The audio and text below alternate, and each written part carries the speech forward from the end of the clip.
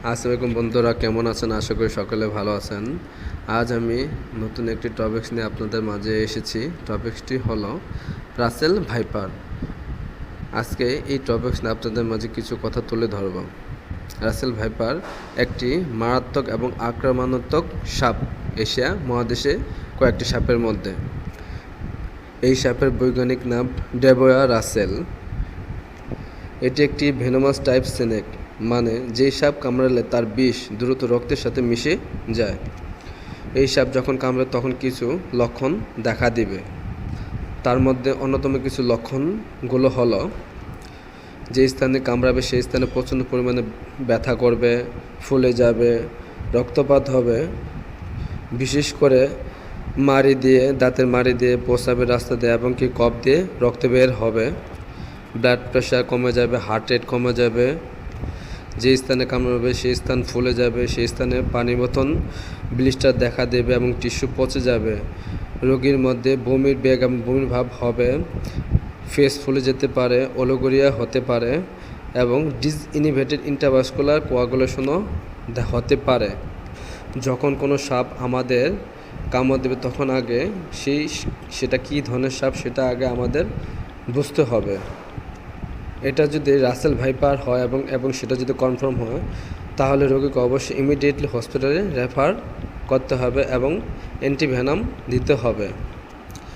সাপে কামড়ানোর ব্যথা 2 থেকে 4 সপ্তাহ থাকে, তবে এটা ডিপেন্ড করে যে স্থানে কামড়েছে সেটা কত পরিমাণে টিস্যু ড্যামেজ করেছে সেটার উপর নির্ভর করে, এবং এই ফোলাটা আস্তে আস্তে 48-72 ঘন্টার মধ্যে আরও বেশি ফোলা দেখা দিতে পারে।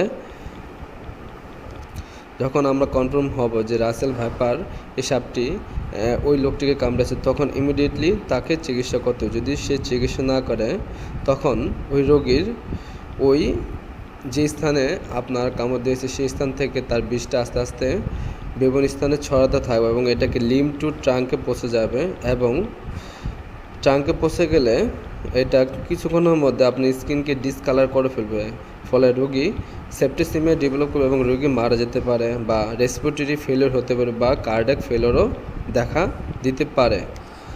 সাপ যখন কামড়াবে তখন আমাদের কী করণীয়?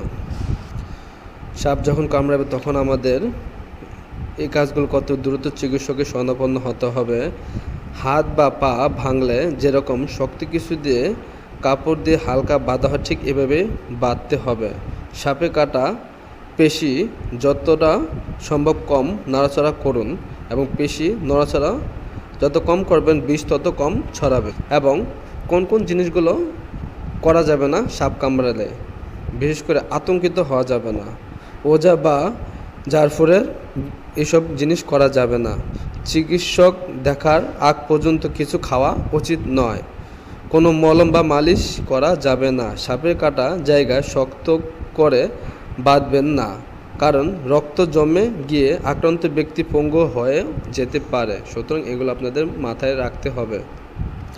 আক্রান্ত ব্যক্তি কিছু পরীক্ষা অবশ্যই আমাদের করতে হয়, যেমন ব্লাড কাউন্ট করতে হয়, কিডনি ফাংশন টেস্ট করতে, লিভার ফাংশন টেস্ট করতে হয়, ইসিজি করে দেখতে হয়, অ্যালার্জিক টেস্ট করে দেখতে হয়, এবং রোগীর কন্ডিশন অনুযায়ী আরও কিছু টেস্ট আছে সেগুলো করে আমাদের দেখতে হয়। যখন রাসেল ভাইপার সাপ কামড়াবে তখন এর চিকিৎসা আমাদের বিশেষ করে কী দিতে হবে সেটা তখন আমরা হসপিটালে যখন রেফার করে তখন ওই অনুযায়ী রোগীর কন্ডিশন অনুযায়ী তখন আমরা ট্রিটমেন্ট শুরু করি। কী সাপ কামড়ালো সেটা আগে আমাদের বুঝতে হবে।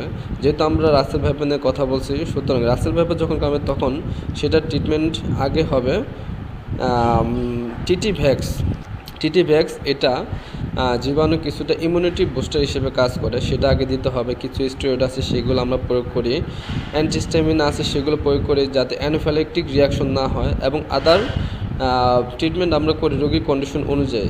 এবং আপনার পরবর্তীতে আমরা অ্যান্টিভেনাম দিই যখন কনফার্ম হয় যে রাসেল ভাইপার এই সাপটি কামড়াইছে, এবং এটা দেওয়ার অনেক সিস্টেম আছে। সেটা একজন চিকিৎসক সে তার কন্ডিশন অনুযায়ী রোগীকে সে অনুযায়ী ডোজ দিতে থাকবে। তবে অ্যান্টিভেনামের কাজ হচ্ছে আপনার ইন্টারনাল থ্রম্বোসিস রিডিউস করবে এবং বডির অ্যান্টিডোট তৈরি করবে এবং ইন্টারনাল কোয়াগুলেশন ফ্যাক্টরগুলো মডিফাইড করবে। এই হচ্ছে অ্যান্টিভেনামের কাজ। তাহলে বুঝতে পারছেন বন্ধুরা যে আমাদের কী কী করা উচিত এবং কী কী করা উচিত না, এবং রাসেল ভাইপার সাপটা কামড়ালে আসলে আমাদের কতটুকু কীভাবে কী করা উচিত, কীভাবে করলে ভালো হবে, সেই জিনিসটাই আজকে আপনাদের মাঝে কিছু কথা তুলে ধরলাম। সুতরাং ভালো লাগলে বন্ধুরা লাইক কমেন্ট শেয়ার করবেন এবং সাবস্ক্রাইব করতে ভুলবেন না। ভালো থাকবেন। পরবর্তীতে নতুন ভিডিও নিয়ে আপনাদের মাঝে আমি আবার উপস্থিত হব। ভালো থাকবেন।